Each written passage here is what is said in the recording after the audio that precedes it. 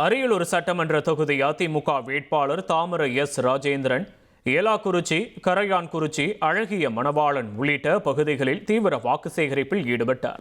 பிரச்சாரத்திற்கு வந்த அவருக்கு மக்கள் உற்சாக வரவேற்பளித்தனர். இதில் பேசிய அவர் இரட்டை இலை சின்னத்தில் வாக்களித்து தன்னை வெற்றி பெற செய்தால் காவல் நிலையம் அமைவதாகவும் அரசு ஆரம்ப சுகாதார நிலையத்தை தரம் உயர்த்துவதாகவும் வாக்குறுதி அளித்தார்.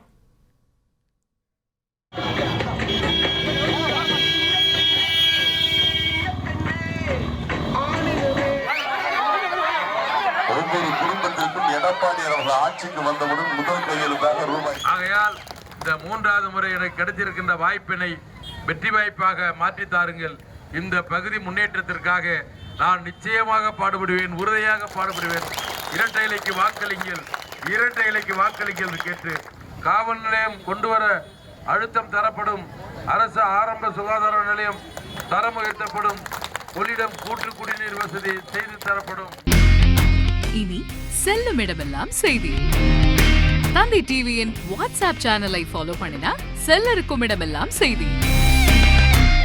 இதோ QR கோட் இப்பவே ஸ்கேன் பண்ணுங்க, ஃபாலோ பண்ணுங்க.